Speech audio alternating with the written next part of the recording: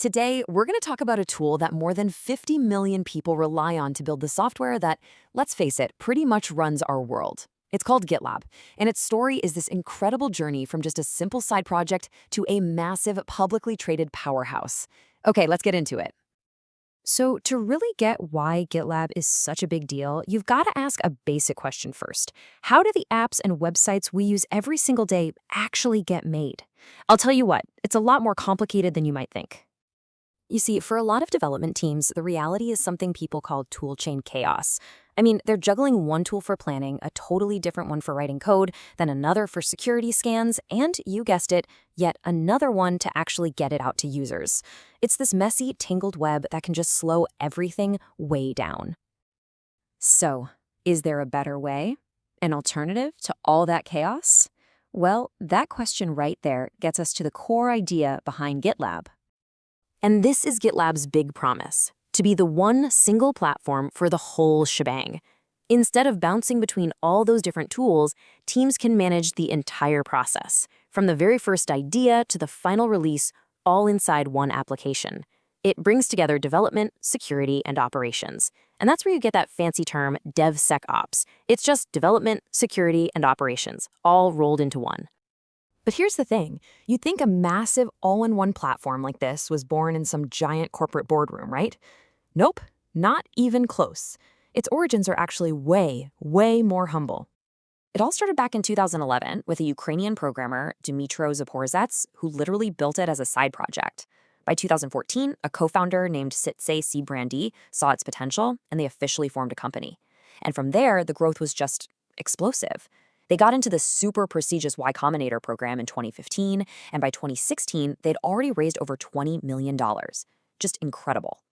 Now, one of the really smart things GitLab did was how they structured the business. There are two main versions. You've got the Community Edition, which is completely open source. It's free for anyone to use, to look at, to modify.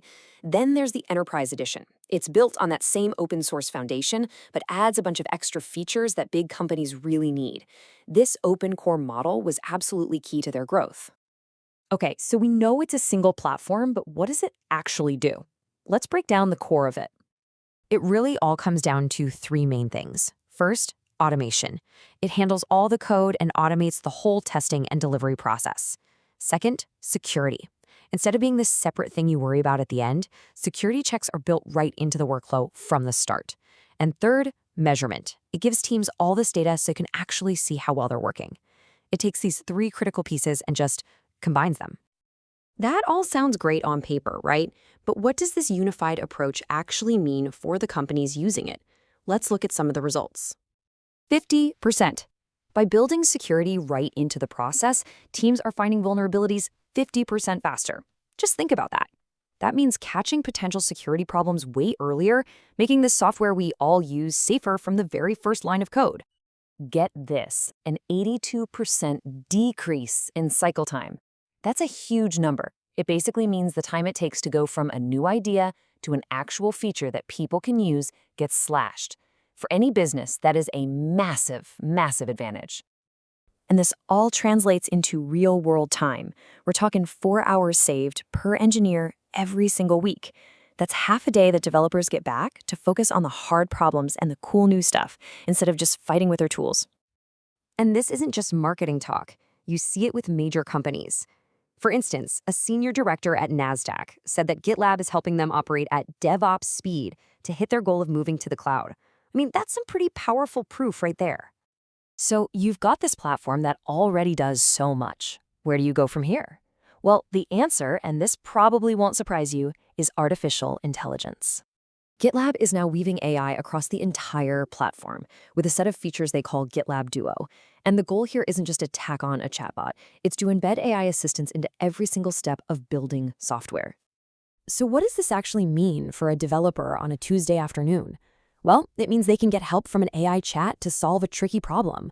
It means getting automatic suggestions to write better, more secure code. And ultimately, it means freeing up teams from all the tedious stuff so they can focus on the creative, high-value work. And that brings us to a really fascinating final thought. The whole story of GitLab is about making it easier and faster to build things. As AI starts to handle more and more of the grunt work, you have to wonder, What new, bigger, and more important problems will the world's developers be freed up to solve next?